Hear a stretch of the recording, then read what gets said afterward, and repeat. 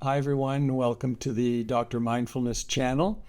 In today's video, I want to explore the trap of productivity and why balancing doing and being is essential for our peace of mind and well-being. And I'll explain what I mean by doing and being in a moment.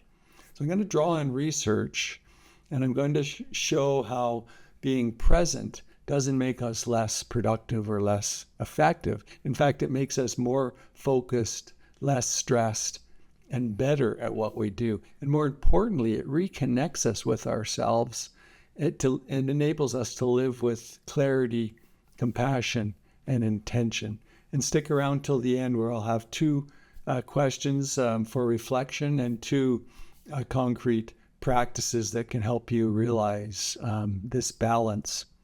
So for years, I wore busyness as a badge of honor, right? I'm always busy, always mind racing ahead to the next thing. Even in the shower, I'd be thinking about the meeting I was going to have that day. So busy was kind of my default in my life. And what I didn't realize was this constant doing was taking a real toll on my emotional and mental well-being. We all get caught in this trap, right? You can see it. It's all around us. The world encourages us to be more productive, achieve more. And so this is a real pressure to rush, to accomplish, to forget, to simply be, and instead just being in this rush and constant doing. So the balance between doing and being is crucial for our overall well-being. John Kabat-Zinn put it beautifully when he said we're human beings, not human doings. So mindfulness invites us to bring presence into our doing, right? To pause, to notice, to show up with presence in all the doing that we are doing. And it doesn't mean we stop doing or we stop acting. It means being fully present in all the things that we are doing and all the tasks that we are involved in throughout the day, whether they're mundane tasks like brushing our teeth or more important tasks like having a meeting at work or caring for our infant child. So here's question one. How often am I in doing mode without any sense of being?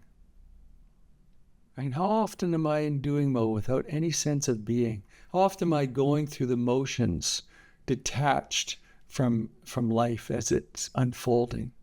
For example, you might be in a meeting at work, group of people in a dialogue, and instead of deeply listening to what's being said, your mind's racing ahead to thinking about what you have to do after the meeting. So how often am I in doing mode without any sense of being is question one.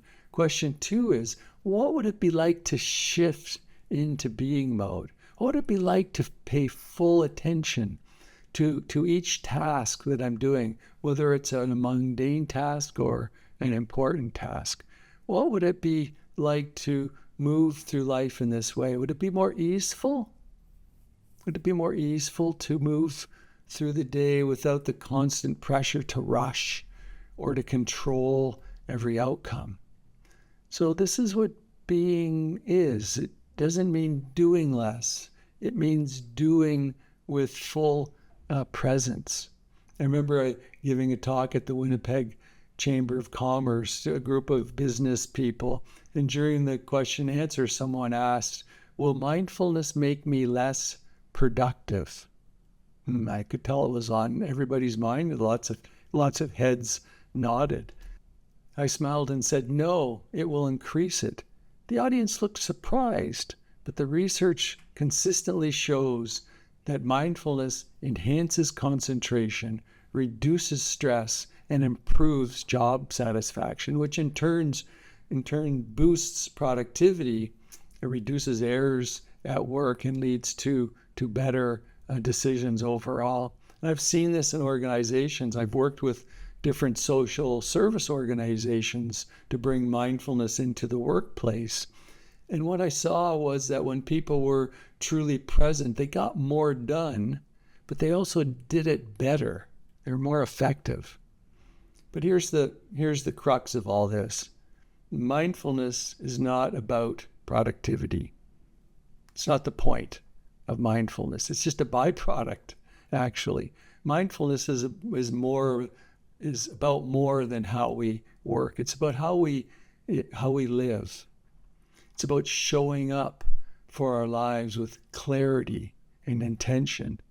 Yes, it can serve the goals of productivity, but its true transformative power lies in helping us reconnect with our true selves and with others and with our deepest true nature. So here are two practices that you can engage with to help you develop this. First, engage with some kind of body awareness practice, such as the body scan, yoga, or Tai Chi. And if you're new to body practice, I recommend you starting with the body scan. And I have some on Insight Timer under my name, Stephen Hick. It's a powerful way to understand what being present feels like. When we're embodied in the body, we are present. We know what's happening in the moment beyond the rush of life. So the second thing, first thing, body awareness practice. Second thing is check in with yourself once or twice a day, particularly at the end of the workday. Sit and quietly reflect how much of my day was filled with doing without any sense of being. And how much was filled with being. And notice if there's an imbalance.